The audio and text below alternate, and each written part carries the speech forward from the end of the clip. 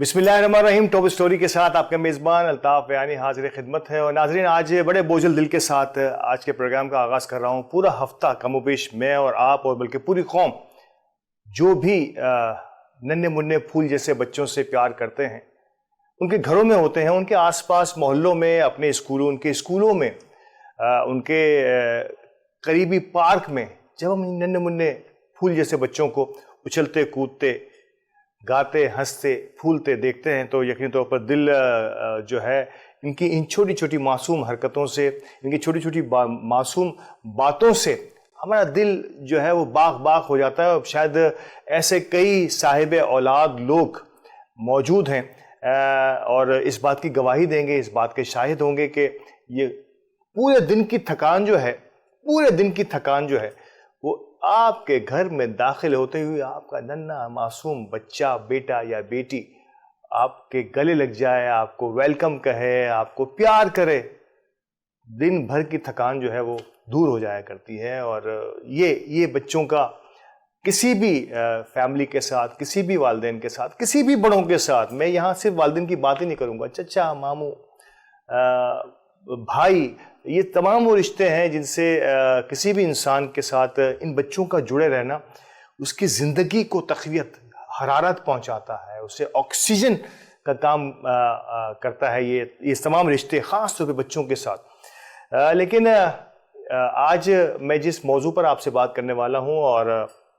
ये पूरा हफ्ता कमोबेश इसी किस्म की बातें हुई, मैं खुदा की कसम इस पे कोई सियासत नहीं कर रहा, मैं किसी किस्म की सियासी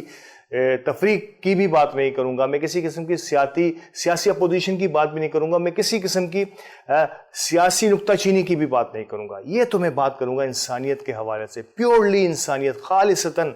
इंसानियत की बात आज हमें करनी चाहिए। और अगर ये आज हम किसी भी अंदाज में, इसमें कोई शक व शुबे की बात नहीं है कि पाकिस्तान में ऐसे कई मासूम फूल रोज़ाना की बुनियाद पर मुरझा जाते हैं, कहीं बरवक्त सेहत की सहूलतें ना मिलने पर, कहीं बरवक्त उनकी माँ को सही सेहत की सहूलतें जब वो बच्चा जन्म दे रही होती हैं उस वक्त, और बीसियों नहीं हज़ारों केसेस हैं हमारे पास लिस्टेड हैं। और आप और हम जानते हैं पाकिस्तान दुनिया में अर्ली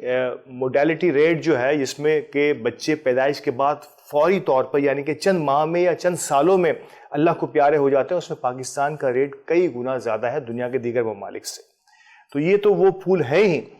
जो मुरझा जाते हैं। लेकिन आज मैं जिस की बात कर रहा हूँ, जिस फूल की मैं बात कर रहा हूँ, वो मुरझाया इस वजह से कि इसका बाप उसे बरवक्त नहीं मिल सका। और ये अब बात कमोबेश रोज़े रोशन की तरह आया हो गई है, इसको अब छुपाने से कुछ होगा नहीं, हमें छुपाना भी नहीं चाहिए, हमें अपनी इस गलती का एहसास करना चाहिए, हमें सोचना चाहिए कि हम किस तरफ जा रहे हैं इस मुआशरे को, इस तफरीक को, इस सियासी तफरीक को ले जाते हुए, कि अब हमने उन रिश्तों को भी पामाल करना शुरू किया है जिसकी असास है, जो अखलाकियात की असास है, जो हमारी अक़दार हैं, हमारे सिस्टम की, हमारी सोसाइटी की अक़दार हुआ करती हैं। वेस्ट में भी बच्चों के लिए तो क्या ही मकाम है, लेकिन हो सकता है कि वहाँ बुज़ुर्गों को इस अंदाज से ना देखा जाता हो, लेकिन हमारे यहाँ तो बुज़ुर्गों का अपना मकाम है, बड़ों का अपना मकाम है, ख़वातीन का एक अपना जो है वो स्ट्रक्चर है, उनका अपना जो है वो आला तरीन मकाम अल्लाह ताला ने और हमारे कुरान करीम ने, हमारे दीन ने अता फरमाया है। और बच्चों के तो हुकूक मैं और आप बखूबी वाकिफ़ हैं कि बच्चों को किस तरह से डील करना चाहिए, किस अंदाज से आगे बढ़ना चाहिए और कैसे ये तमाम चीज़ें आगे बढ़ेंगी। इन तमाम चीज़ों को देखते हुए यकीनी तौर पर मुझे और आपको आज के इस मौजू पर, जिस पर मैं जिक्र करने वाला हूँ, नन्हे अम्मार को हमसे बिछड़े हुए कमोबेश अब एक हफ्ता होने को आ रहा है, और दिलो दिमाग अभी तक इस बात को राज़ी नहीं कर पा रहा कि ये कैसे हो सकता है। हमारे इस मुआशरे के अंदर कितने बेहिस हो गए हैं हम लोग, सब कुछ जानते बूझते। पता था कि ये बच्चा अपने वालिद की गुमशुदगी, अपने वालिद की सरपरस्ती ना होने के बाइस मुसलसल बीमार होता चला जा रहा है। کیوں اس کا خیال نہیں رکھا گیا؟ کیوں نہیں دیکھا گیا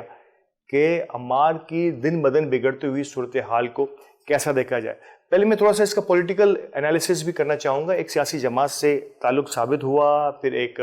واقعہ رونما ہوا ہمارے وطن عزیز میں. نو ڈاؤٹ یہ اپنی نوعیت کا ایک بڑا ہی دردناک واقعہ میں کہوں گا. یہ واقعہ کوئی ٹھیک نہیں تھا جسے ہم 9 مئی کے واقعات کہتے ہیں, اور اس میں کون سے ہاتھ ملوث ہیں اس کی یقینی طور پر تحقیقات ہونی چاہیے, صاف اور شفاف تحقیقات ہونی چاہیے. یہ وطن عزیز کی سیاسی املاک پر اور فوجی املاک پر کسی بھی قسم کا حملہ جو ہے وہ ناقابل برداشت کسی بھی قوم کے لیے ہو سکتا ہے, لیکن اس کی صاف اور شفاف تحقیقات کا جو ہے حق جو ہے وہ سب کو حاصل ہے. بہرحال ایک واقعہ رونما ہوتا ہے, اس میں عمار کے والد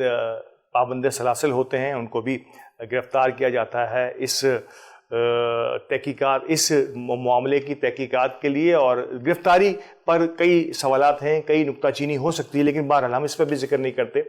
ہم, کیونکہ ہمارا آج کا یہ موضوع صرف اور صرف عمار یا عمار جیسے اور بے شمار عمار اگر خدا نہ خواستہ اس قسم کی صورتحال سے گزر رہے ہیں تو ہمیں ان کو پروٹیکٹ کرنا ہے, ان کی جان کی حفاظت کرنی ہے. ننھے منھے پھولوں کو گلدان میں سجا کے رکھنا ہے, انہیں پیروں تلے روندنا نہیں ہے. تو ان کے والد گرفتار ہو جاتے ہیں, پہلے لاپتہ ہوتے ہیں, اس کے بعد گرفتار ہوتے ہیں, اور پھر آہستہ آہستہ پتہ چل جاتا ہے کہ اس کس کیس میں انہیں گرفتار کیا گیا ہے. یہاں عمار کی حالت مسلسل اس ٹارچر کے باعث جو کہا جا رہا ہے کہ گرفتاری کے موقع پر ان کے گھروں پہ ہوئیں, جو ریڈز ہوئیں, جو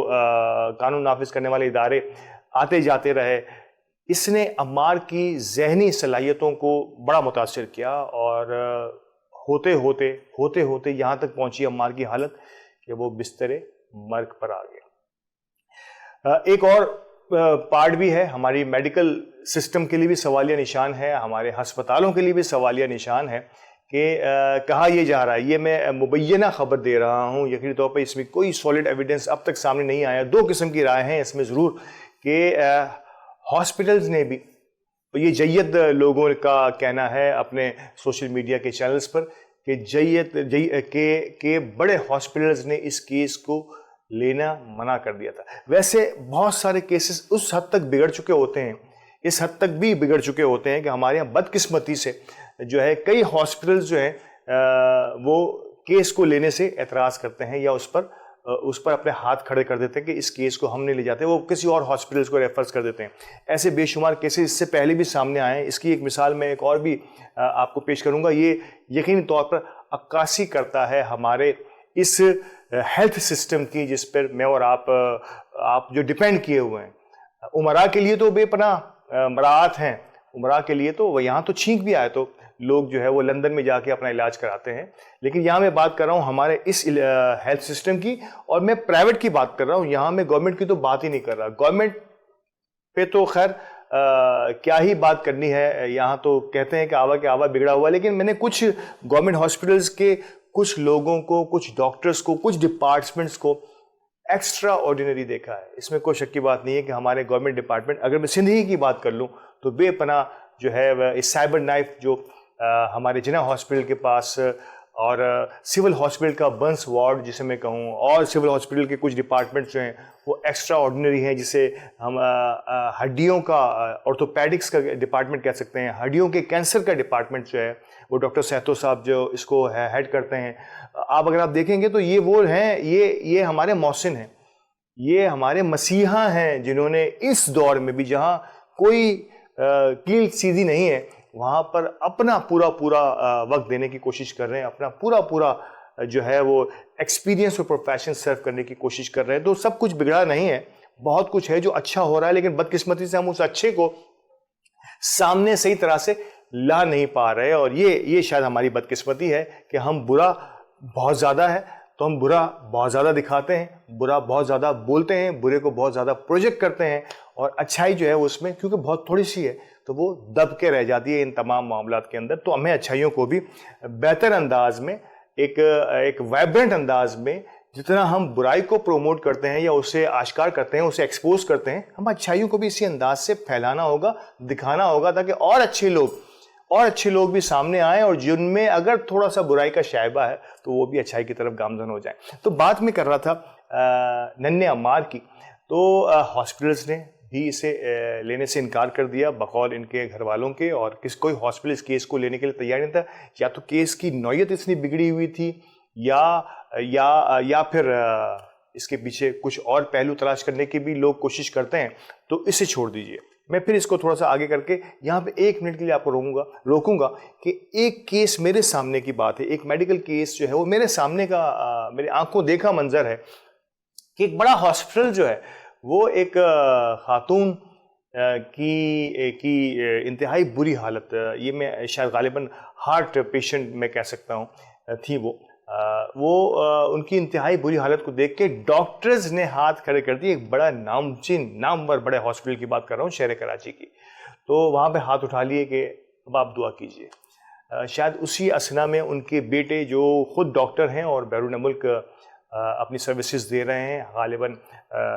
یورپ میں کہیں, تو ان کا آنا ہوا اپنی والدہ کی تیمارداری کے لیے, ان کی عیادت کے لیے. اور جب ڈاکٹرز سے یہ سنا انہوں نے کہ اب آپ دعا کیجئے, دوا ہم کر چکے, آپ یقین کیجئے کہ ان کے پیروں کے نیچے سے زمین نکل گئی, اور وہ اتنے شاؤٹ ہوئے, اور اس میں کوئی شک و شبے کی بات نہیں ہے کہ انہوں نے کہا کہ ایک ڈاکٹر یہ کیسے کہہ سکتا ہے. ڈاکٹر آخری لمحے تک, آخری سانس تک, آخری ہچکی تک اس کا کام ہے کہ وہ اپنی کوششیں جاری رکھے. ڈاکٹر اپنے پیشنٹ یا ان کے تیمارداروں کو یہ کہہ کے اپنی ذمہ داریوں سے عہدہ برا ہونے کی کوشش کرتا ہے. ایسا نہیں ہونا چاہیے, جبکہ ہم بیسیوں مرتبہ یہ مقولہ ہاسپٹل سے, ہاسپٹل کے سٹاف سے یا ہاسپٹل کے ڈاکٹر سے سنتے رہتے ہیں کہ اب آپ دعا کیجئے. جبکہ اس بیرون ملک سے آئے ہوئے ڈاکٹر کا کہنا یہ تھا, جو مسلمان ہیں, وہ کہتے ہیں کہ یورپ میں اس بات کو اگر کوئی ڈاکٹر کہہ دے کہ اب آپ, ہماری طرف سے تو ہم اپنی ذمہ داری پوری کر چکے, اب آپ جو بھی کرے گا وہ گاڈ ہی کرے گا یا اللہ کرے گا, تو اس پر اسے سسپینڈ کیا جا سکتا ہے, اس کا لائسنس منسوخ ہو سکتا ہے. ایسا کیسے ہو سکتا ہے؟ ڈاکٹر کی ذمہ داری ہے وہ آخری سانس تک, آخری ہچکی تک اس کو لے کے چلے. اور ہوا بھی کچھ ایسا ہی. اللہ تعالیٰ نے شاید ان کی باتوں میں اتنا دم رکھا, اللہ تعالیٰ نے ان کی جو قوت ارادی تھی اس میں اتنی برکت ڈال دی کہ انہوں نے اس بات پر ناراض ہوتے ہوئے ہاسپٹل تبدیل کیا. جس ہاسپٹل میں ان کی والدہ محترمہ کو یہ کہہ کر اب دعا کے لیے کہہ دیا گیا تھا, وہاں سے انہوں نے ہاسپٹل شفٹ کیا, دوسرے ہاسپٹل میں آئے. وہاں کے ڈاکٹر شاید غالباً کو ان کے جان پہچان کے ہوں گے یا ان سے لیٹ کرتے ہوں گے. انہوں نے اپنا تعارف کرایا اور وہاں پہ ٹریٹمنٹ انہوں نے ان ڈاکٹر کے ساتھ مل کر ٹریٹمنٹ سجیسٹ کی, اور آغاز ہوا ان کی ٹریٹمنٹ کا دوبارہ سے. آپ یقین کیجئے کہ اس دوسرے ہاسپٹل سے ان کی والدہ محترمہ چلتے ہوئے واپس گئی ہیں. گو کہ علاج میں کچھ وقت ضرور لگا, شاید 15-20 دن, مہینہ, 2 مہینے, لیکن وہ چل کے گئی ہیں وہاں سے. تو یہ ہمارا میڈیکل سسٹم کیوں کسی بات پر اس طرح کے ہاتھ اٹھا لیا کرتا ہے؟ ایسا ہونا نہیں چاہیے. اس قسم کے ہاتھ اٹھا دینے سے یقینی طور پر زندگی و موت اللہ کے ہاتھ میں ہے, اور اللہ ہی نے زندگی دینی ہے, اللہ ہی نے اس کی زندگی, کسی کی بھی زندگی کے خاتمے کا فیصلہ کرنا ہے. لیکن یہ بات مجھے اور آپ کو بخوبی سمجھ لینی چاہیے کہ یہ کیس, جس کیس کا میں آپ سے ذکر کر رہا ہوں, یہ ایک ٹیسٹ کیس ہوتا ہے کسی بھی ہاسپٹل کے لیے, ہمارے ہیلتھ سسٹم کے لیے ٹیسٹ کیس تھا کہ وہ وہاں سے نکلتی ہیں دوسرے ہاسپٹل میں, سارے ڈاکٹر جٹ جاتے ہیں اس کاز کو دیکھنے کے لیے کہ کیا وجہ ہے, اور اس وجہ سے وہ کوما جیسے معاملات سے نکلتی ہوئی, روبے صحت ہوتی ہوئی, چلتی ہوئی اس ہاسپٹل سے باہر نکلتی ہے. تو ڈاکٹر اگر ہمت کرے تو اللہ بھی ساتھ دیتا ہے. اللہ اپنے آخری جو اپنے سے پہلے اگر کسی کے ہاتھ میں زمام زندگی دیا ہے تو انسانوں کے ہاتھ میں دیا ہے. اور انسانوں کی اگر میں بات کروں تو ڈاکٹر اور طبیب اور ہمارے حکماء جو ہیں, ان کے ہاتھوں میں اللہ تعالیٰ نے انسانوں کی جان کو اپنے بعد اگر رکھا ہے تو ان کے ہاتھوں میں رکھا ہے کہ اللہ تعالیٰ انہیں توفیق دے کہ وہ اس انداز سے ہمارے اس پورے ہیلتھ کے سسٹم کو آگے بڑھانے چاہیں. تو یہ ایک بڑا اہم ترین سوال جو میں نے آج آپ سب کے سامنے رکھا ہے کہ ہمیں ہر صورت میں، خاص طور پہ ہمارے میڈیکل کے شعبے سے وابستہ لوگ جو ہیں، انہوں نے آخری حد تک جا کر کسی بھی مریض کی جو ہے وہ تیمارداری یا کسی بھی مریض کی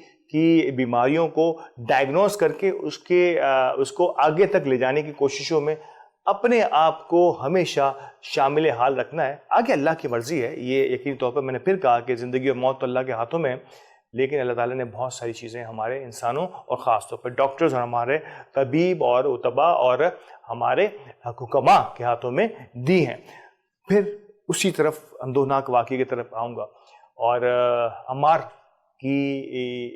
کو ہاسپٹل نہ مل پایا، کم و بیش 15 سے 20 روز وہ گھر میں رہا. اس دوران میں کئی مرتبہ یہ کوششیں ہوئیں کہ کسی طرح سے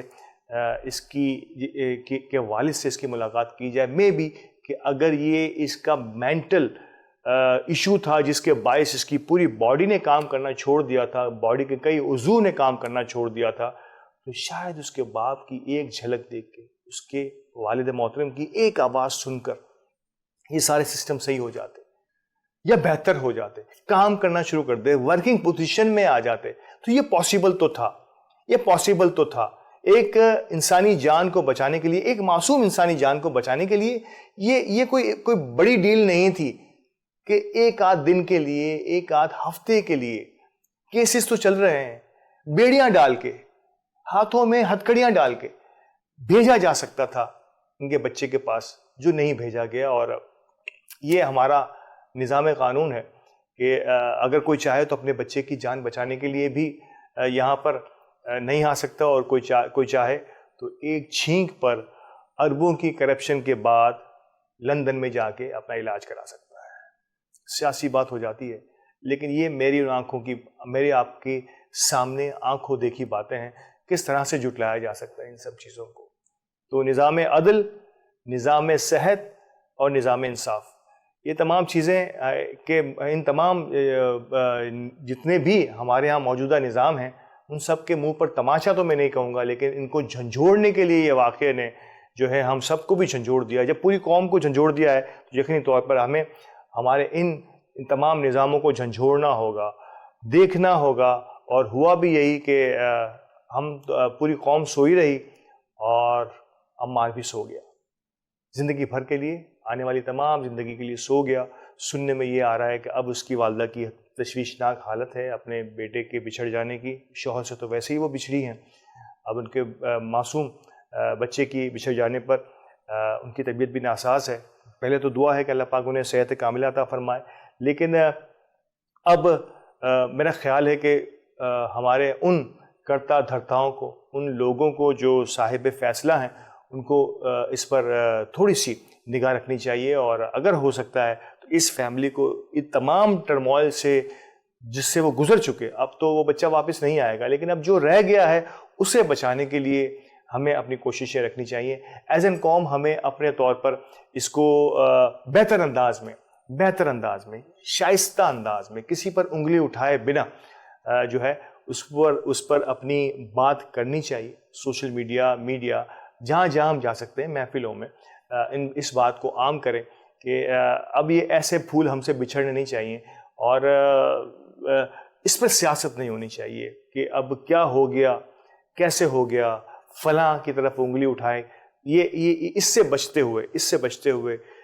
کیونکہ ویسے ہی ہمارا سیاسی ماحول اتنا کشیدہ ہے کہ میں اور آپ اگر اس پر زیادہ بات کرنے کی کوشش کرتے ہیں تو یقینی طور پر زیادہ سیاسی تفریق پیدا ہو جاتی ہے، جس سے کہ میرے اور آپ کے ایک اچھے خاصے احباب جو ہوتے ہیں ان کے درمیان بھی تفریق کے مراحل جو ہے وہ بہت زیادہ بڑھ جاتے ہیں. تو ان سب سے بچنے کے لیے سیاسی طور پر کہ اب جو ہو گیا سو ہو گیا، اب آگے اس قسم کے پھولوں کو ہم کس طرح سے بچا سکتے ہیں، اور کس طرح سے ہم ان تمام حال اس فیملی کے ساتھ، اس خاندان کے ساتھ ہونے والے جو بھی واقعات ہو گئے، اب جو رہ گئے ہیں ان کو کیسے بہتر انداز میں ٹریٹ کیا جا سکتا ہے، کیسے بچایا جا سکتا ہے، اور ہم کیسے ان تمام معاملات کو خوش اسلوبی کے ساتھ اور ایک انسانی جان کو مقدم سمجھتے ہوئے آگے بڑھاتے ہیں ناظرین. اس واقعے پر بخوبی مجھے باتیں کرنی تھیں اور آج یقینی طور پر 2-3 اور سیاسی موضوعات ہیں, عالمی موضوعات پر آج ہم کچھ بات کرنے کی کوشش کریں گے. تو ہمارے ساتھ رہیے گا. وقفے کے بعد دوبارہ حاضر ہوتے ہیں. کچھ ایک عالمی صورتحال, تبدیل ہوتی ہوئی عالمی صورتحال پر میں آپ سے گفتگو کروں گا اور امید ہے کہ آپ ضرور پسند کریں گے. ہمارے ساتھ رہیے.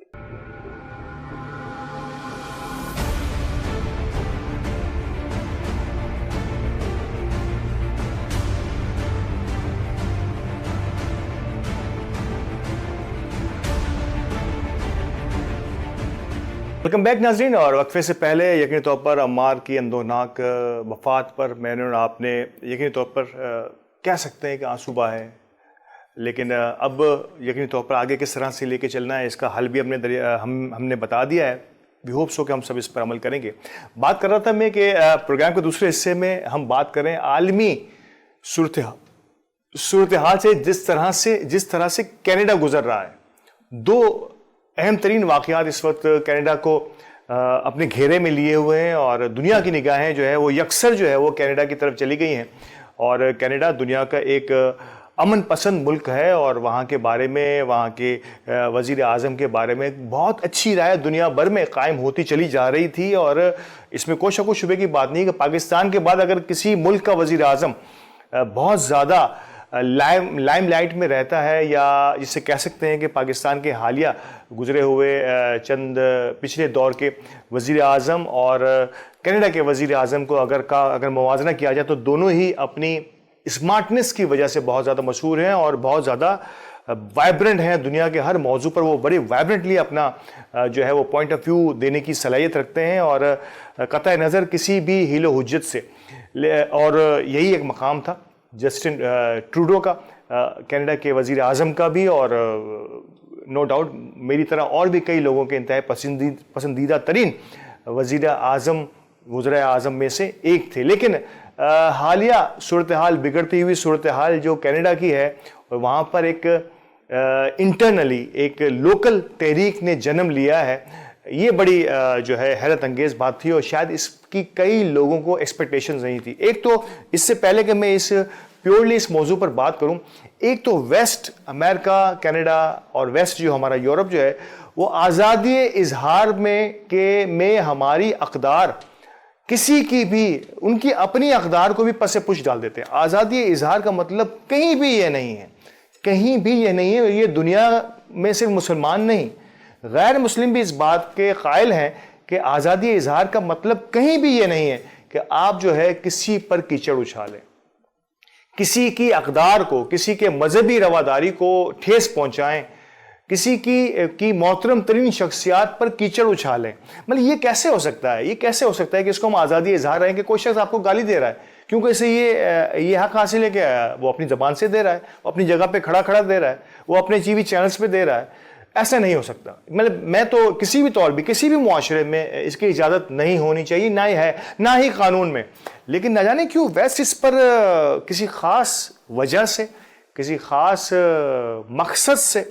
کسی خاص بیک گراؤنڈ کی وجہ سے اس پر کوئی زیادہ جو ہے وہ قدم, کوئی سختی نظر نہیں آتی اور وہاں پر دندناتے پھر رہے ہیں. جسے ویسٹ میں اگر دیکھیں, ابھی ہم نے دیکھا پچھلے دنوں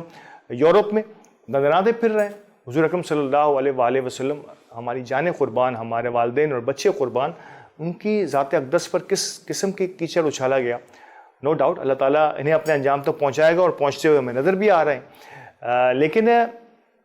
ایک اور اہم ترین موضوع جس پر آج میں بات کرنا چاہ رہا ہوں, اور وہ کینیڈا کے حوالے سے اگر دیکھیں, اسے آزادی اظہار تو کہا جا رہا ہے لیکن یہ کوئی ٹھیک بات نہیں ہے. کینیڈا میں ایک تنظیم جو دنیا بھر میں عالمی تنظیم ہے, ایک LGBT, میں اس کو بہت سرسری طور پہ آپ کے سامنے رکھوں گا کیونکہ شاید میں بہت زیادہ ڈیپ میں نہ جا سکوں اس معاملے کو آپ کو آشکار کرنے میں. اگر آپ چاہیں تو اس کو جو بھی لوگ اسے سمجھنے کے لیے سوشل میڈیا کا سہارا لینا چاہیں تو ضرور لے سکتے ہیں. LGBT, lesbian, guy, by sexual اور ٹرانسجینڈرز, یہ ان سب کی کوئی تنظیم ہے. انہوں نے اپنے جھنڈے بھی بنا لیے ہیں, انہوں نے اپنے مواد بھی بنا لیے ہیں اور اب انہوں نے اپنا ایک سلیبس بنا لیا ہے. سلیبس سے مراد یہ تھی کہ امریکہ میں اسکول میں بائی فورس انفورس کیا گیا اسکولوں میں کہ آپ نے اس قسم کا لٹریچر، ایکچولی تو وہ یہ اسے جنسی آزادی کے طور پہ یا جنسی آگہی کے طور پر پڑھانے کی کوشش کی جا رہی ہے. یہ جنسی آگہی نہیں ہے، یہ جنسی آزادی کی طرف لے جانے کی ایک کوشش ہے، جس پر نہ صرف وہاں کے مسلمانوں نے، سنیے گا غور سے، وہاں کے مسلمانوں نہیں، وہاں کی کرسچینٹی نے، وہاں کے ہندو کمیونٹی نے، وہاں کی سکھ برادری نے، وہاں کی جوئش کچھ سیکٹرز نے، وہاں کے کرسچنز نے ایک بڑی تعداد میں اس کا جو ہے وہ اس کو اپوز کیا ہے اور اس پر نکتہ چینی کی ہے حکومت پر، اور اس پہ ایک عرصے سے ڈیبیٹ چلی آ رہی ہے. کچھ سالوں سے اس پر ڈیبیٹ بھی چل رہی تھی، اور اب اس کا نتیجہ یہ نکلا کہ اب وہاں پہ لوگوں نے 1 ملین مارچ کر دیا. کینیڈا میں ملین مارچ ہوا اس قانون کے خلاف، اس ایجوکیشن سسٹم میں رخ نہ ڈالنے کے خلاف. دنیا کی کئی لوگوں نے، اگر آپ اس کے میں دکھا پاؤں آپ کو وہ تمام مناظر جو وہاں کی لوکلز نے تو آپ کو نظر آئے گا کہ وہاں پہ صرف مسلمان نہیں ہیں. آپ ان فوٹیجز میں دیکھتے کہ صرف مسلمان نہیں ہیں، یہاں پر آپ کو غیر مسلم بھی نظر آئیں گے، آپ کو اور مذاہب کے لوگ بھی نظر آ رہے ہیں، واضح طور پر نظر آ رہے ہیں ان تمام باتوں سے اپنی ناراضگی کا اظہار کرتے ہوئے. یہ ملین مارچ تھا، کم و بیش 8 10 12 کینیڈا کے شہروں میں ہوا اور بڑا ہی مضبوط ہوا. یہ پہلی بار ہوا ہے کہ کسی بھی ٹاپک کو لے کے ایک تو تمام ہی مذاہب کے لوگ، بین المذاہب جسے میں کہوں گا، ایک ایکٹیویٹی تھی، تمام مذاہب کے لوگ یکجا ہوئے. انہوں نے ایک خاص قانون یا ایک خاص جو ہے وہ روش کو پہ جانے سے انکار کیا، اور کینیڈا کی گورنمنٹ نے اب اس پر کیا ری ایکشن کیا ہوگا آئی ڈونٹ نو، لیکن ایک سرسری طور پر اس پر ڈیبیٹ کا آغاز کافی پہلے سے ہو چکا تھا، اور میں نے اور آپ نے دیکھا کہ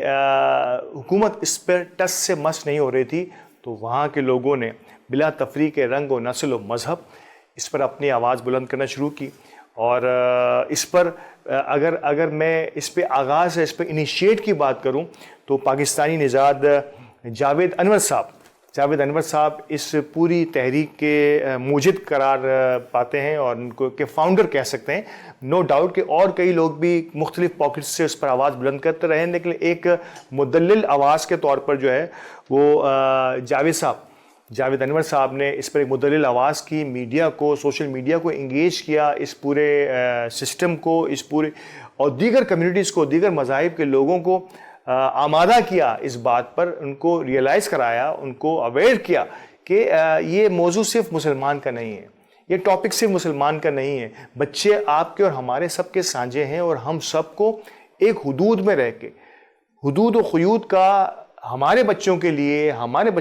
حدود و قیود کا جو پیمانہ ہے وہ ہم ہیں. کوئی قانون نہیں ہو سکتا، کوئی خاص طور پہ کوئی ایسا قانون تو سرے سے نہیں ہو سکتا، کوئی ایسی سوچ تو بالکل بھی نہیں ہو سکتی کہ جو اتنی آزاد ہو کہ ان تمام باتوں کو پس پش ڈال دے، تمام مذہبی اقدار کو پس پش ڈال دے. کئی مذاہب میں بھی اس کی بے پناہ جو ہے وہ تنبیہ کی گئی ہے، بے پناہ انداز میں ایک سخت نوید سنائی گئی ہے، اور مذاہب میں بھی دین اسلام کے علاوہ بھی. تو ان تمام کے مذاہب کے لوگوں نے یکجا ہو کر جاوید انور صاحب اور دیگر ان کی ٹیموں کے احباب، وہ تمام لوگ جن کا نام شاید میں نہیں لے پا رہا ہوں، ان تمام نے مل کر ایک بہت بڑا پروٹیسٹ، ایک کینیڈا کی تاریخ کا ایک بڑا پروٹیسٹ کہا جا رہا ہے، جسے ملین مارچ بھی کہا گیا،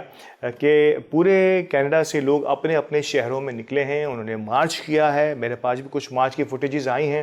اور اس میں دیکھا جا سکتا ہے کہ کس انداز سے لوگوں نے بڑے پرتپاک انداز میں جاوید انور صاحب اور ان کی دیگر ٹیم ممبران کی آواز پر لبیک کہا ہے. اور یہ ایک بڑی اچھی ایکٹیویٹی، کم از کم حکومت کے خلاف بے شک نہ صحیح، بڑی پرامن رہی ہے. کوئی اس میں ہمیں، اور آپ دیکھ سکتے ہیں اگر اس میں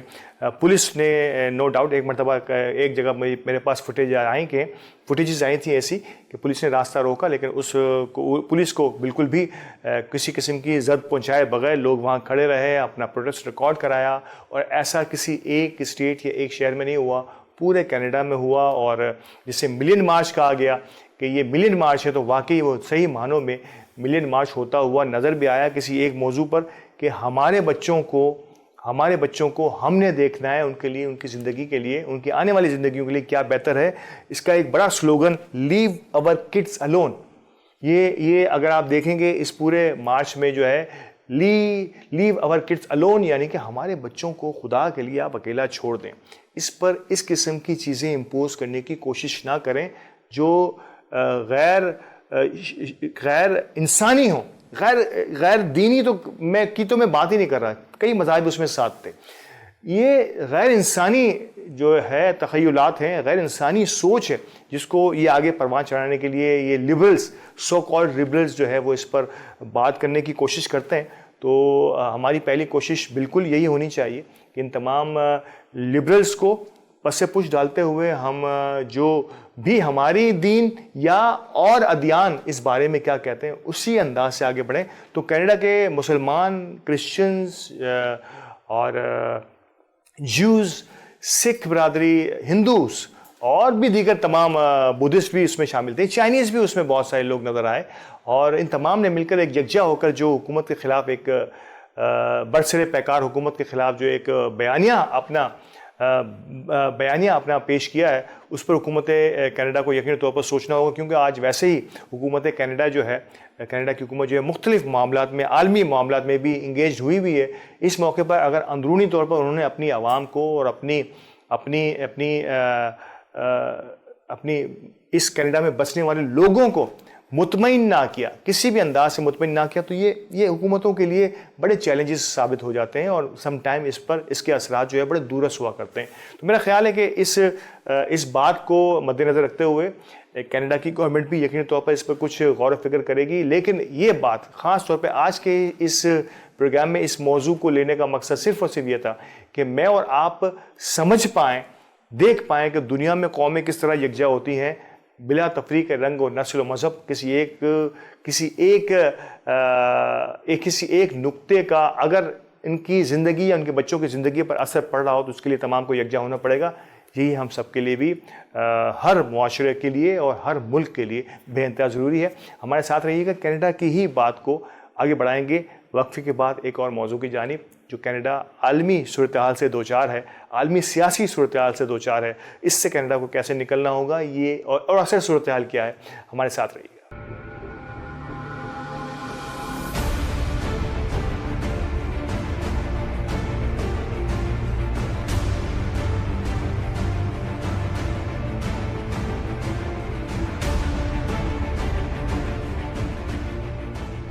ویلکم بیک ناظرین، اور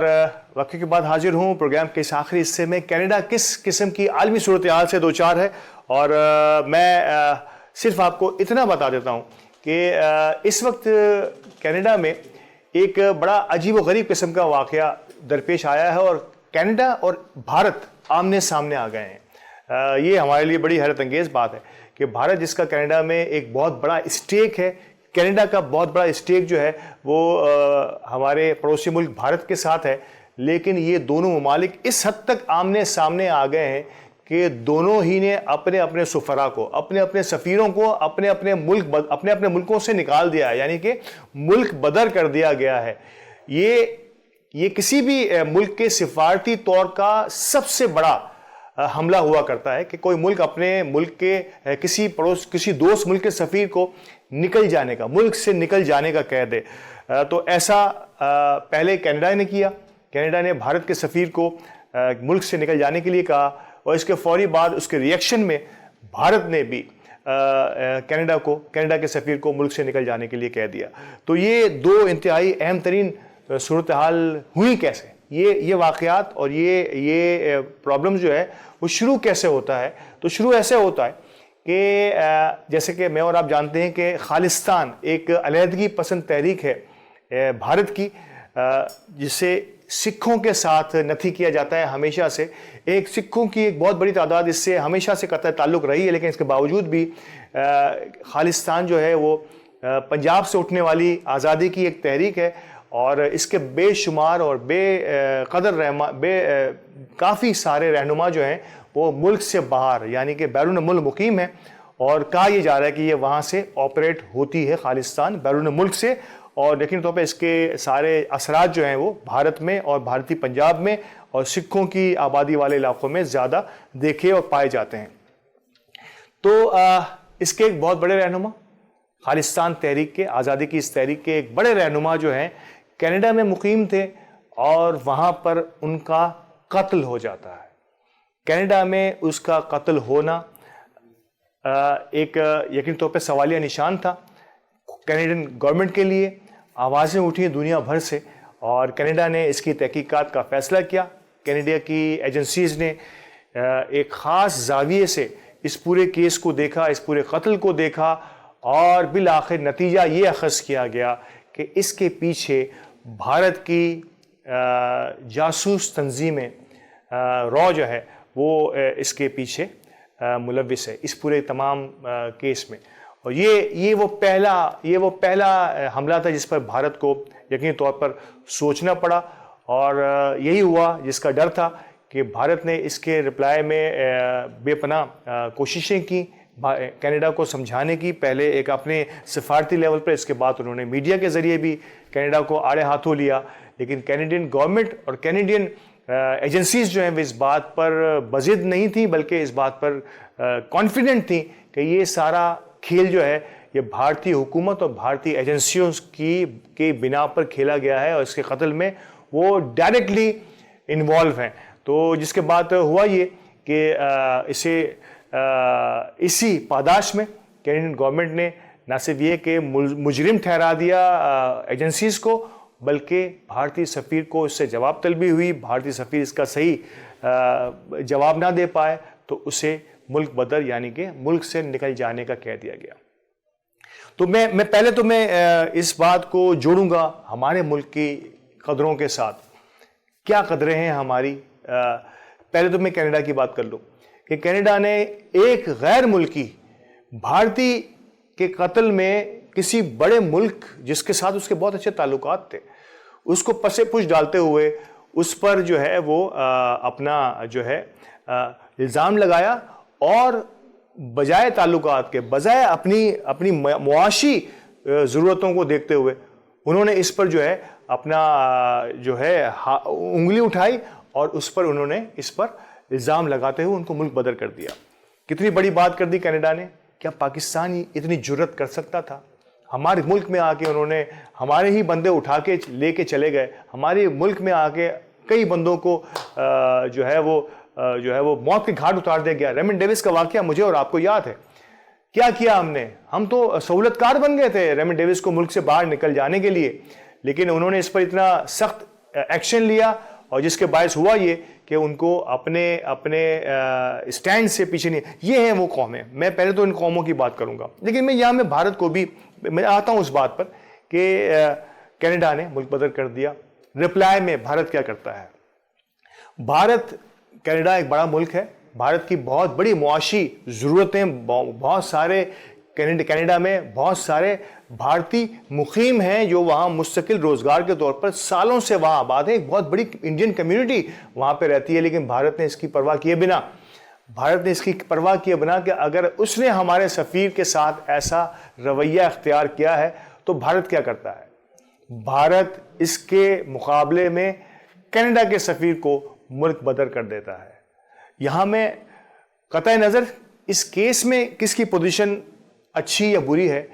اس قتل میں کون ملوث ہے یا نہیں ہے، لیکن بھارت کے اس اقدام کی تو تعریف کرنی پڑے گی کہ بھارت نے اپنے آپ کو سرنڈر نہیں کیا، کوئی حیل و حجت سے کام نہیں لیا، ایک سپر پاور جیسی کینیڈا کے ملک میں کے سامنے کھڑا ہوا، اس کو آنکھیں دکھانا شروع کی، اور میں نے اور آپ نے دیکھا کہ کس انداز سے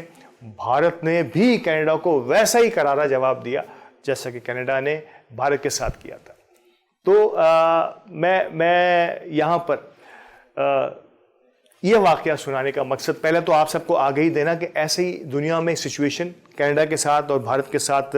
اس وقت جاری ہے۔ کیسے یہ نکل پائیں گے؟ دو بڑی قوتیں آمنے سامنے آ گئی ہیں، اور کس طرح سے کون اس معاملات کو ڈیل کرانے کی کوشش کرے گا، کیسے یہ معاملات سیدھے ہوں گے یا نہیں مستقبل قریب میں، لیکن یہاں پر اس واقعے کو بتانے کا مقصد ایک قومی حمیت کو جگانے کی، ایک ریاست کو اپنی رٹ، ایک ریاست کو اپنی سوچ، ایک ریاست کو اپنا مقام دکھانا جو ہے نا، یہ مقصود ہوتا ہے۔ بدقسمتی سے ان دونوں ہی ملکوں کی ریاستی حمیت کو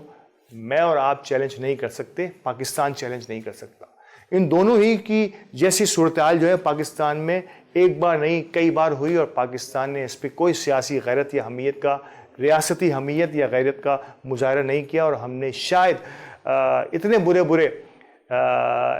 اس وقت اقدامات کیے کہ ہماری نگاہیں شرم سے جھک گئیں۔ ریاست نے اور حکمرانوں نے ہمیں جو ہے ان کو ویسٹ کو یہ کہنے پر مجبور کر دیا، اور ویسٹ کے لوگوں نے کہا، ببانگ دہل کہا، میڈیا میں کہا اور عدالتوں میں کہا کہ شاید پاکستانی تو اپنی ماں بھی بیچ دیتا ہے اگر اسے ڈالر دکھائے جائیں تو۔ اس قسم کی کچھ باتیں میں نے اور آپ نے سنی، ہمارے کانوں تک پہنچی۔ کس وجہ سے؟ کیا میں اور آپ اتنے بے شرم یا بغیرت ہیں؟ نہیں، ہمارے حکمرانوں کی، ہمارے کرتا دھرتا لوگوں کی، ہمارے سسٹم کی اتنی ناکامیاں ہیں، ان کے پیر اتنے کرپشن میں جکڑے ہوئے ہیں کہ وہ کچھ آگے بڑھ نہیں سکتے۔ کتنا پیسہ ان کا ملک سے باہر رکھا ہوا ہے، میرا اور آپ تو $1 نہیں ہے، $1 نہیں ہے، ان کا اتنا پیسہ ملک سے باہر ہے کہ وہ ان کے سامنے آنکھ نہیں اٹھا سکتے، وہ نظریں جھکاتے ہیں اور بیچتے وہ ہیں، اور قصوروار پوری پاکستانی قوم قرار پاتی ہے۔ تو ناظرین کرام، آئی اوپننگ اسٹیٹمنٹس دینے کا آج مقصد یہی تھا کہ کینیڈا کا تو صرف بہانہ تھا، آئینہ پاکستان کو دکھانا تھا کہ میں اور آپ کہاں ہیں، ہماری غیرت اور حمیت، قومی تشخص کو ہمیں بحال رکھنا ہوگا، اور اگر یہ نہیں تو پھر قوم بھی نہیں، اور پھر شاید قوم نہیں تو ملک بھی ہمیشہ اسٹیک پر رہتا ہے۔ اللہ پاک پاکستان کی حفاظت فرمائے اور اسے صحیح اور مخلص حکمرانوں سے پیروند فرمائے۔